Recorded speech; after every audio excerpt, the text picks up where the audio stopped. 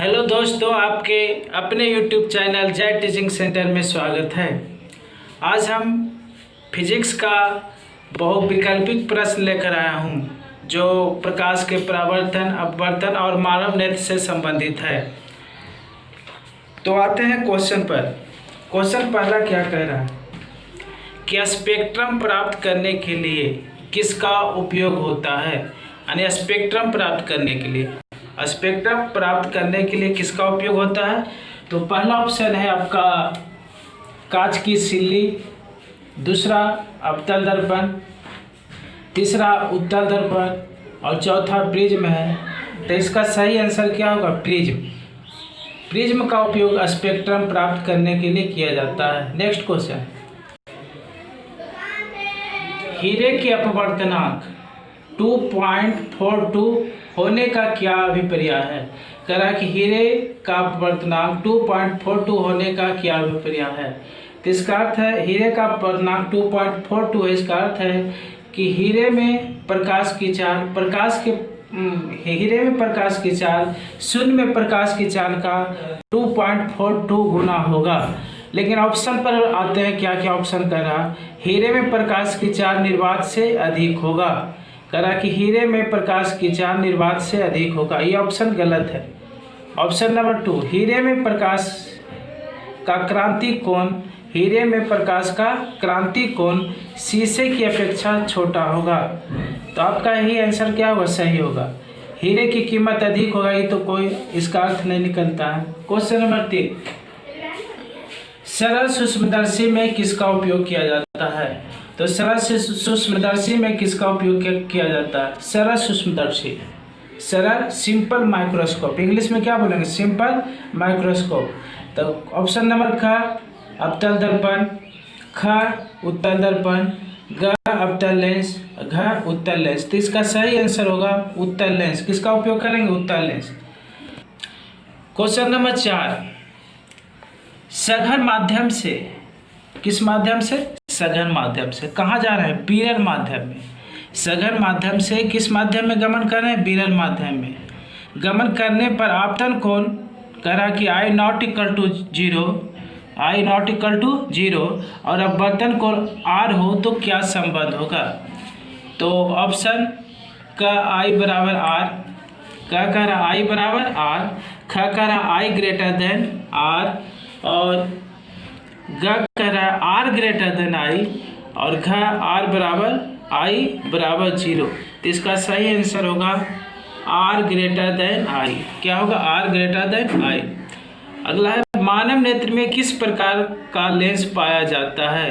तो मानव नेत्र में किस प्रकार का लेंस पाया जाता है। तो मानव नेत्र में आपका उत्तल लेंस, जो हमारा आँख है उसमें उत्तल लेंस पाया जाता है। कौन सा लेंस पाया जाता है? उत्तल लेंस। क्वेश्चन नंबर 6, प्रकाश की चाल सबसे अधिक होता है। तो प्रकाश की चाल सबसे अधिक किस में होता है? पहला कांच में, तो कांच में होता है 2,25,000 किलोमीटर प्रति सेकेंड और वायु में होता है 3 लाख किलोमीटर प्रति सेकेंड। शून्य में मतलब 3 लाख के लगभग होता है। तो सबसे अधिक होगा आपका ग नंबर। किसमें प्रकाश की चाल सबसे अधिक होगा? ग। शून्य में प्रकाश की चाल सबसे अधिक होगा। क्वेश्चन नंबर 7, निकट दृष्टि दोष दूर करने के लिए किस लेंस का व्यवहार किया जाता है। तो निकट दृष्टि दोष, तो निकट में 3 अक्षर है। निकट में कितना अक्षर है? 3 अक्षर है। तो निकट दृष्टि दोष है, तो इसको निकट दृष्टि दोष का जिसको बीमारी है यानी 3 अक्षर का बीमारी है तो उसको 4 अक्षर का चश्मा चाहिए। यानी इसका सही आंसर क्या होगा? अवतल लेंस। कौन लेंस होगा? अवतल लेंस।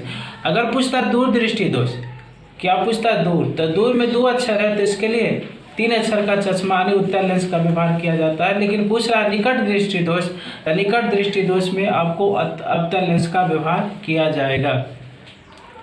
क्वेश्चन नंबर 8, निम्नलिखित में कौन सा पदार्थ लेंस बनाने के लिए प्रयुक्त नहीं किया जा सकता है। तो कांच का लेंस बनता है, जल का भी लेंस बनता है, प्लास्टिक का भी लेंस बनाया जाता है, तुम्हारा मिट्टी का लेंस नहीं बनता है। इसका सही आंसर क्या होगा? ख, मिट्टी का लेंस नहीं बनता है। क्वेश्चन नंबर 9, पुतली के साइज को कौन नियंत्रित करता है? ऑप्शन नंबर क में कह रहा है पक्षमाभि, ख में कह रहा है परितारिका, ग में नेत्र लेंस और घ में रेटिना। तो रेटिना पर किसी वस्तु का प्रतिबिंब बनता है, पुतली के साइज को नियंत्रित नहीं करता। पुतली के साइज को नियंत्रित करता है आपको पक्षमाभि। तो इसका सही आंसर क्या होगा? पक्षमाभि।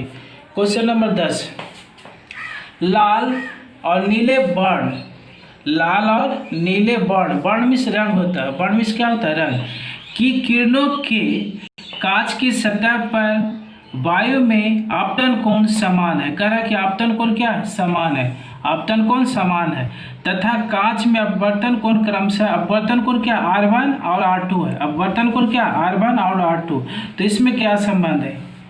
ऑप्शन नंबर कह रहा है कि R1 बराबर R2, ख कह रहा है R1 ग्रेटर देन R2, ग कह रहा है R1 लेस देन R2, घ इनमें से कोई नहीं।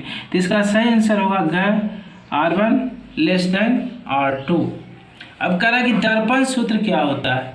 तो दर्पण सूत्र क में ऑप्शन है 1/f बराबर 1/u प्लस 1/v, ख कह रहा 2/r, जहाँ r क्या है? वक्रता त्रिज्या, u क्या है? वस्तु की दूरी, v क्या है? प्रतिबिंब की दूरी।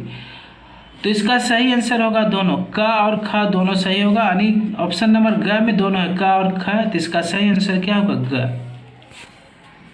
क्वेश्चन नंबर 12, किस दृष्टिदोष को अवतल और उत्तल दोनों लेंसों से बने द्विफोक्सी लेंस द्वारा संयोजित किया जा सकता है? कह रहा है कि किस दृष्टिदोष, दृष्टिदोष यानी अवतल और उत्तल, अवतल और उत्तल, किस दृष्टिदोष को अवतल और उत्तल दोनों लेंसों से बने द्विफोक्सी लेंस द्वारा संयोजित किया जा सकता है? तो पहला निकट दृष्टिदोष। तो निकट दृष्टिदोष के लिए अभी बताए थे कि 3 अक्षर है तो 3 अक्षर का बीमारी है तो 4 अक्षर का चश्मा। तो निकट दृष्टिदोष में अवतल लेंस, और दीर्घ दृष्टिदोष 2 अक्षर है, इसको दूर भी बोलते हैं, तो इसके लिए उत्तल लेंस।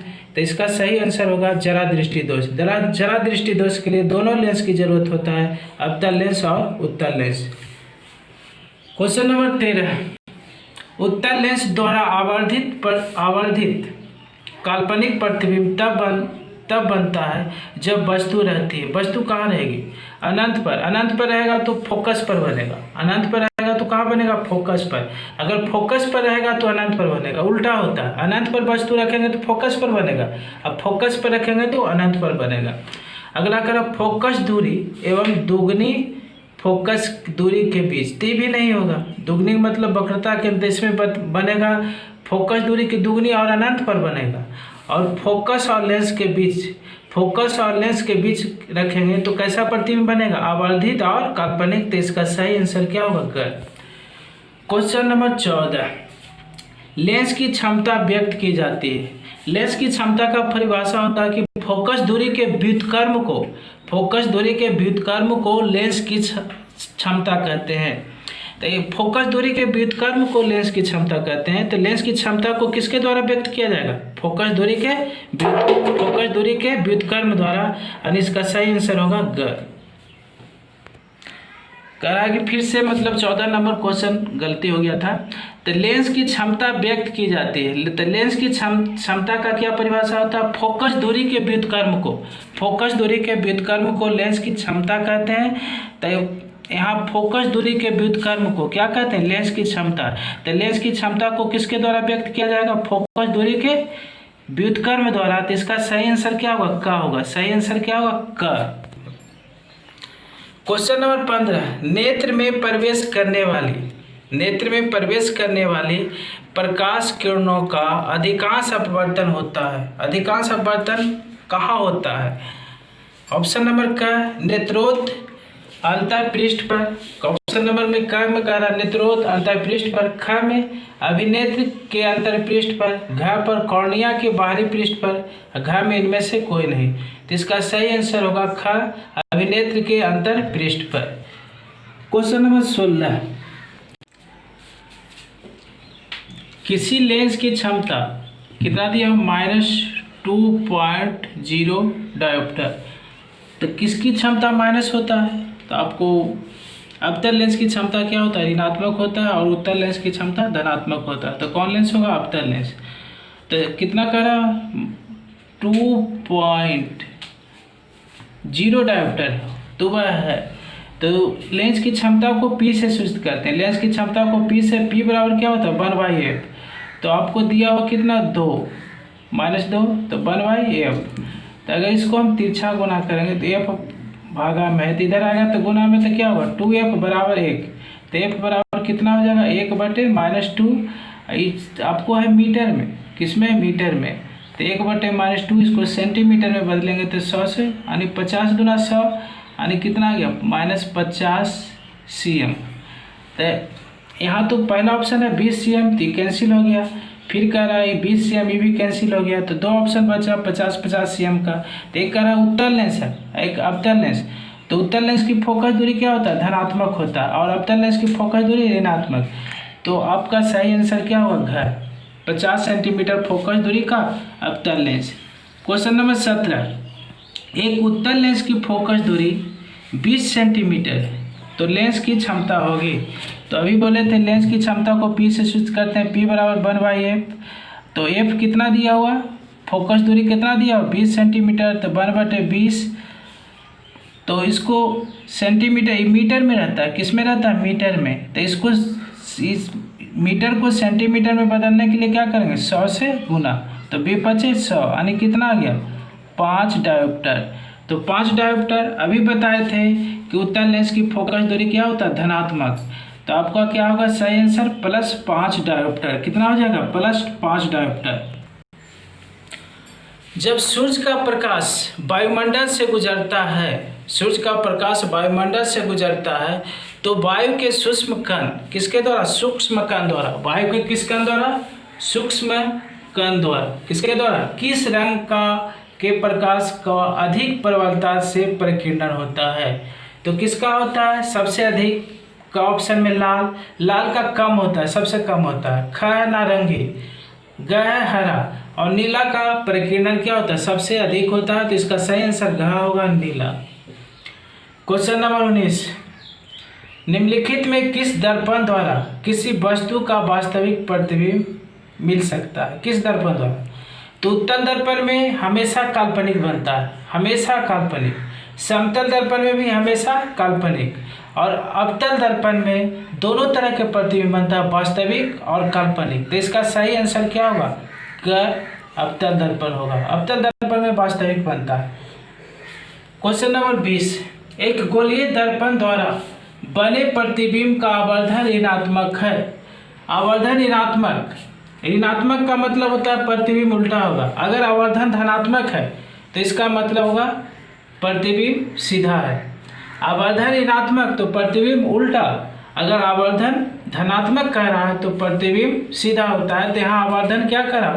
ऋणात्मक। तो इसका मतलब प्रतिबिंब उल्टा होगा। तो इसका सही आंसर क्या होगा? उल्टा होगा, यानी क।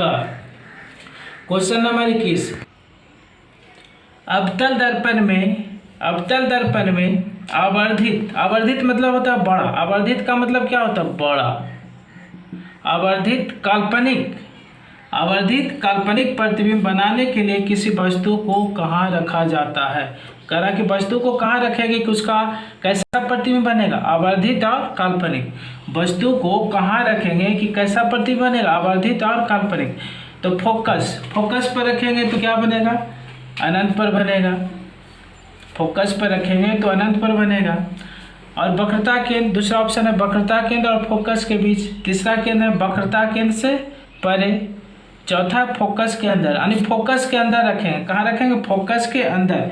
फोकस के अंदर मतलब हुआ आपको, फोकस के अंदर मतलब क्या हुआ? ध्रुव और फोकस के बीच। फोकस के अंदर का मतलब हुआ ध्रुव और फोकस के बीच रखेंगे तो कैसा प्रतिबिंब बनेगा? आवर्धित और काल्पनिक। क्वेश्चन नंबर 22, किसी दर्पण की फोकस दूरी चिन्हों की परिपाटी के अनुसार ऋणात्मक मानी जाती है। किस दर्पण की फोकस दूरी चिन्हों के परिपाटी के अनुसार ऋणात्मक मानी जाती है? तो ऑप्शन नंबर क्या कह रहा है? समतल दर्पण। ख, उत्तल दर्पण। और घ क्या है, अवतल दर्पण। तो अवतल दर्पण की इसके अनुसार दूरी चिन्हों की परिपाटी के अनुसार अवतल दर्पण की चिन्ह क्या मानी जाती है, ऋणात्मक। तो इसका सही आंसर क्या होगा, ग। और इसी के साथ वीडियो समाप्त करते हैं और अगला वीडियो के लिए नेक्स्ट दिन इंतज़ार कीजिएगा।